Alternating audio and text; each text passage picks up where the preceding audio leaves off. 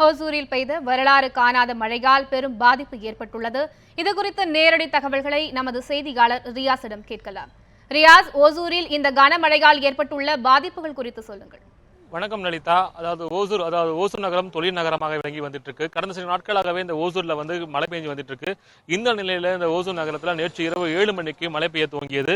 குறிப்பா பாத்தீங்கன்னா கடந்த 1.5 மணி நேரத்துல 141 மில்லிமீட்டர் அளவுல மழை பெஞ்சிருக்கு. அதாவது குறிப்பா பாத்தீங்கன்னாக்கா அங்க முக்கியமான இருக்கிற ஏரி தர்கா ஏரியை உடனே நிரம்பி அங்க இருக்க குடியிருப்பு பகுதிகளில் தண்ணீர் புகுது. இதனால 500 மேற்பட்ட வீடுகள் தண்ணீர்ல மேது. அது மட்டும் இல்லாம அன்னை சத்யா நகர் பகுதிகளில் தண்ணீர் புகுந்தால குடியிருப்பு பகுதிகளில் பொதுமக்கள் ரொம்ப சிரமப்பட்டாங்க. இந்த நிலையில குடியிருப்பு பகுதிகளில் தண்ணீர் புகுந்து அதாவது தாய் மகன் உட்பட 3 பேர் தண்ணீர் அடிக்க செல்லப்பட்டு பல மணி நேரம் போராடி தீயணைப்பு உடல்களை மீட்டாங்க. இந்த நிலையில நான் இப்போ இருக்கிறது பாத்தீங்கன்னா காமராஜ் நகர் பகுதி. இந்த பகுதியில் காமராஜ் நகர் பகுதியில் இருக்கிற இந்த ஏரி தற்போது நிரம்பி இருக்கு. மேலும் இந்த ஏரி கரையின் மேல இருக்கிற இது உடைப்பு ஏற்பட்டிருக்கு. இதனால பொதுமக்கள் மிக அச்சத்தில் உடனடியாக இந்த பகுதியில் அதிகாரிகள் விரைந்து அந்த வாய்க்கால் அந்த தண்ணீர் செல்வதற்கான வாய்க்கால் அமைக்கப்பட்டு தற்போது பணிகள் நடைபெற்று வருகிறது. நேற்று இரவே மாவட்ட ஆட்சியர் கதிரவன் மற்றும் உயர் அதிகாரிகள் விரைந்து மீட்பு பணிகள் முடக்கி விட்டாங்க. குடியிருப்பு பகுதிகளில் இருந்த பொதுமக்களை அப்புறப்படுத்தி அதாவது தனியார் மண்டபங்கள் தங்க வைக்கப்பட்டிருந்தன.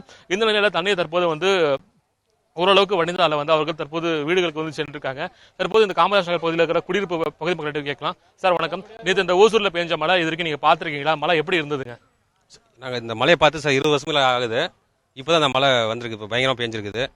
பார்த்தீங்கன்னா இந்த காமராஜ் நகர் இது 5வது வார்டு பகுதி. அந்த ஏரி கரை உடஞ்சிட்டு இப்போ முனிசிபாலிட்டி உதவியுடன் இந்த தூர்வார பண்ணிக்கிறாங்க.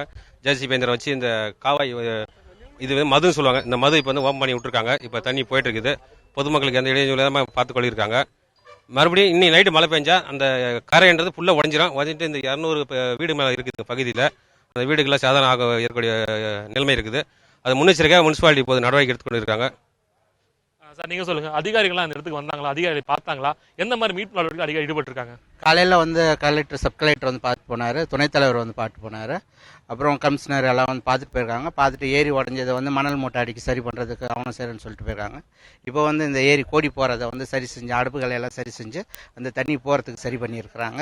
இன்னும் அந்த ஏரியை தூர்வாரி சுத்தம் பண்ணி கொடுத்தாங்கன்னா இன்னும் இந்த ஏரியாவுக்கு குடி தண்ணீர் ஆதாரமாக விளங்குற ஏரி இதுதான். அந்த ஏரியாவுக்கு அது சரி பண்ணி கொடுத்தாங்கன்னா நல்லா இருக்குன்றதை இந்த ஊர் பொதுமக்கள் சார்பாக கேட்டுக்கொள்ளும்.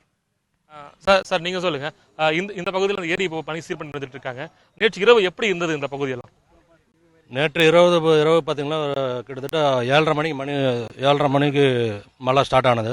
கிட்டத்தட்ட 1.5 மணி நேரமாக நல்லா மழை பெஞ்சுது. அப்பயே அந்த ஃபுல்லாக ஏரி நிரம்பி நிறைய தண்ணி வெளியே போகிறதுக்கான வாய்ப்புகள் இருந்தது. இப்போ நைட் அந்த டைமில் யாருக்கும் இது இன்ஃபார்ம் பண்ணுறதுக்கான எல்லாம் இந்த வார்டு கவுன்சிலர் சிவாரெட்டி அவங்களுக்கு இன்ஃபார்ம் பண்ணோம். அவரும் நேரில் பார்த்தாரு. நேரில் பார்த்துட்டு அப்பயே நைட்டு ஜேசிபி அந்த இதுக்கெல்லாம் ஃபோன் பண்ணி எல்லாம் சொன்னாங்க. அதே மாதிரி காலையில் எல்லாம் ஓரளவுக்கு எல்லா அதிகாரிகளும் எல்லாம் அந்த வார்டு கவுன்சிலர்லேருந்து எல்லாருமே இப்போ ஓரளவுக்கு வேலை நடந்துட்டுருக்கு. மெயினாக முக்கியமாக ஏரி மெயினாக தூர்வாரணும். ஏன்னா ஆழம் இருக்க கிட்டத்தட்ட 20 வருஷத்துக்கு மேலே ஆச்சு இந்த ஏரி தண்ணி நிரம்பி. ஸோ நிறையா தூர்வாரினாக்கா இந்த ஏரியில் தண்ணி நிறையா நின்றுச்சுன்னா இங்கே இருக்கிற கிட்டத்தட்ட 3000 மக்கள் தொழிற்சாலைகள் நிறையா இருக்குது. இந்த நீர் ஆதாரமாக இதுதான் மெயின் எங்களுக்கு. இதெல்லாம் சரி பண்ணி கொடுத்தா இன்னும் நல்லா இருக்கும்னு எதிர்பார்க்கிறேன். இன்று அந்த பள்ளிகள்லாம் இன்னைக்கு திறந்துருக்காங்களா? மாணவர்கள் பள்ளிக்கு போகிறதுக்கு சிரமங்கள் ஏதாவது இருந்ததா? இல்லை, அதே இப்போ ஆக்சுவலாக பார்த்தீங்கன்னா எங்கள் பஸ் ஸ்டாப் இங்கேருந்து தான் போனோம்.